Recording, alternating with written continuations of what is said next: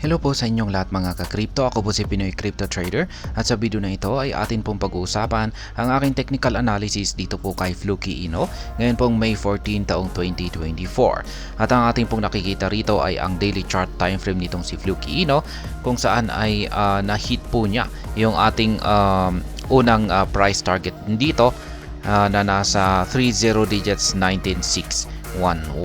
Kaya ayan, tumalbog po siya sa trend support line natin dito na kulay red.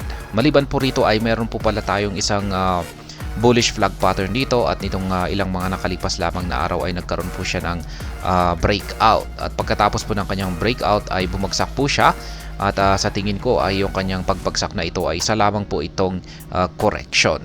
At mukhang patapos na po yung correction na ito at mukhang ito nga ay nag-uumpisa ng umangat para akyatin yung mga magkakasunod dito na ating mga price target.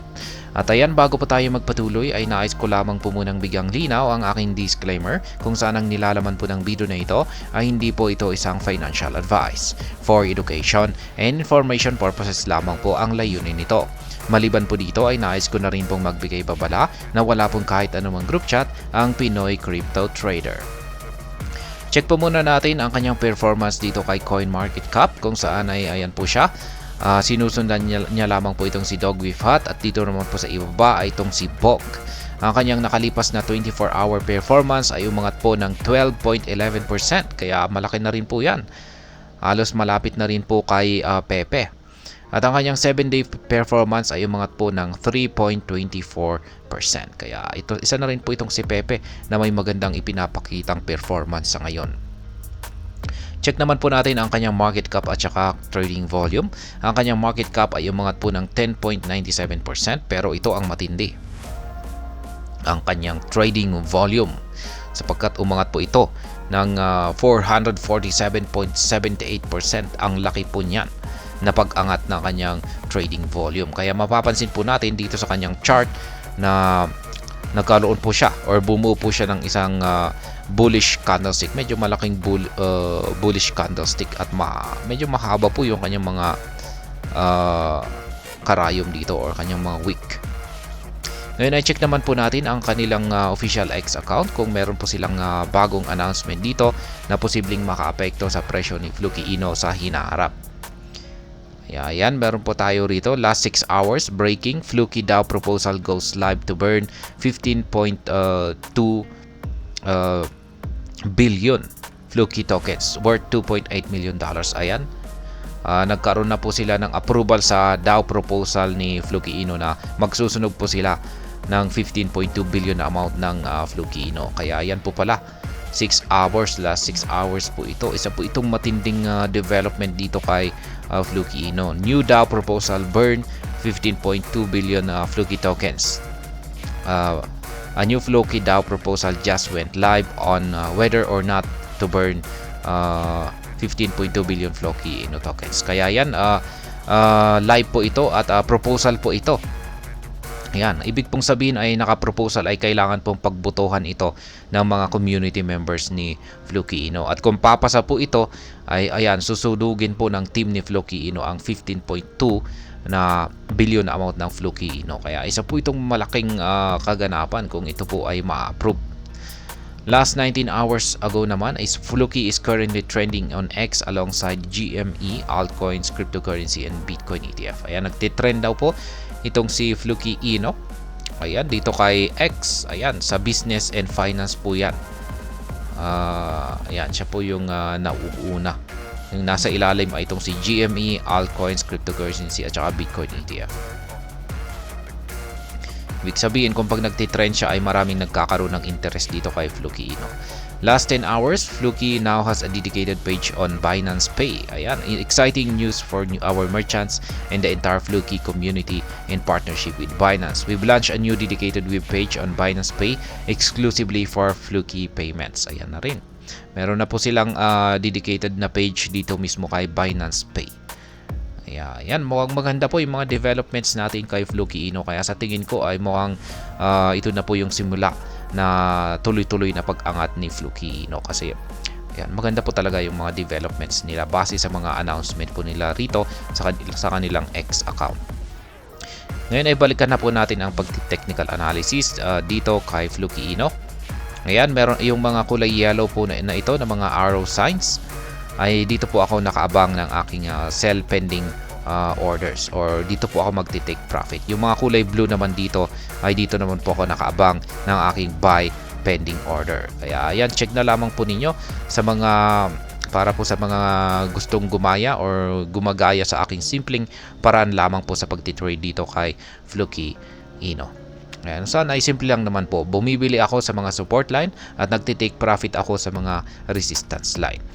At ngayon, yung pattern po natin dito na isang bullish flag pattern ay nagkaroon po siya ng breakout dito noong May 4 at wala pa rin pong pagbabago sa aking projected price target na itong si Fluky Ino ay aakyat sa pinakamataas na presyo nito na nasa 30 digits 31,539. Yan, ito po yung pinakamataas or ultimate price target ko rito na nakikita ko base po sa breakout ng ating bullish flag pattern na ito. Kaya yan po ang dahilan kung bakit meron po akong nakaset dito na isang take profit. At yan na rin yung mga sumunod na aking mga take profit. Kaya sa kabuuan ay 4 po yung aking mga take profit dito.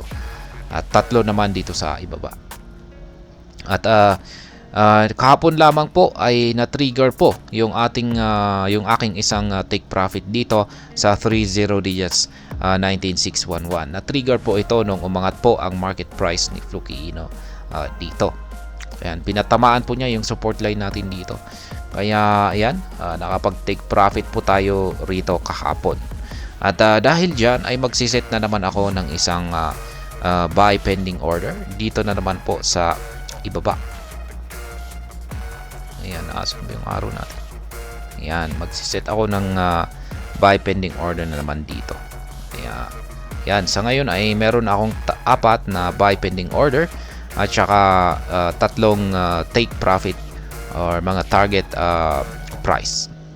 Kaya, yan po yung aking panibagong trading spot trading position ngayon dito kay Pepe. Kaya, ayan, check po ninyo sa mga gustong gumaya or sundin yung aking simpleng pamamaraan sa pagtitrade lamang dito kay Fluky Ino. Yan, maaari po ninyong i-post yan para check po ninyo yung mga prices. Malinaw naman po na nakikita rito. Ngayon ay pagdating po sa aking analysis ay ayan, lumabas bullish po yung ating Hall Street indicator dito sapagkat ayan, nananatiling kulay green pa rin po. Ibig sabihin ay bullish po yung signal natin dito. Pero yung ating QQE mode indicator dito ay medyo mahina pa rin yung ating QQE mode indicator dito. Kaya masasabi kong magpapatuloy po sa pag-angat sa presyo itong si Fluky Ino kung magagawa po niyang basagin yung upper portion or yung resistance line natin dito sa 30 digits 19611. Yan, meron po kasi tayong ascending triangle pattern dito na nabuo.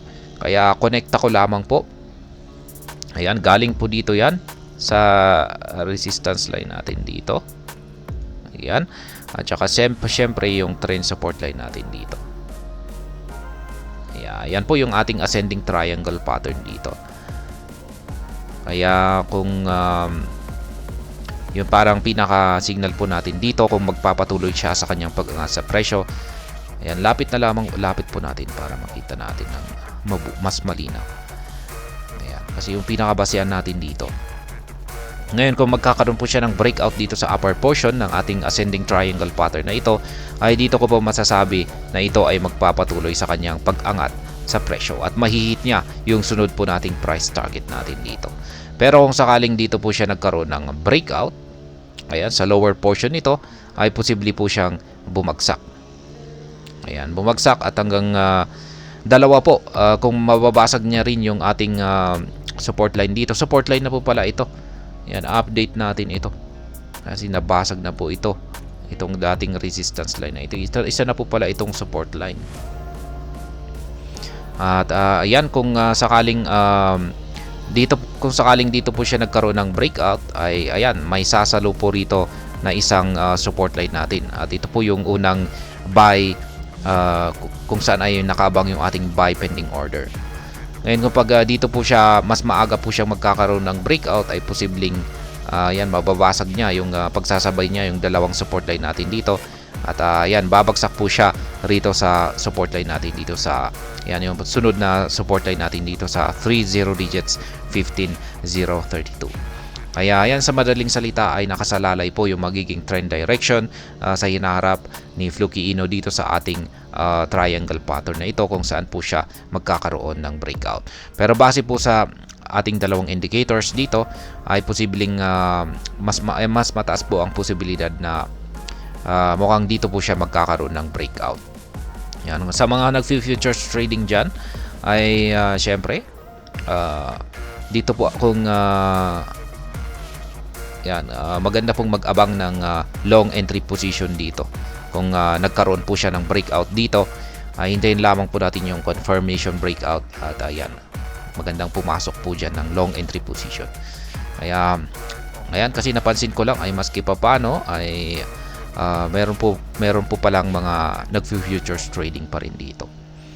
Kaya yan, yung stop loss pala ninyo, wag na ninyong kakalimutang ilagay yan kasi posibleng magkamali na rin tayo sa ating mga prediction dito. Kaya stop loss po ang kailangan natin para maiwasan natin yung malaking talo. Yan, talagang talo ay dapat ay matuto tayong tanggapin yung ating talo.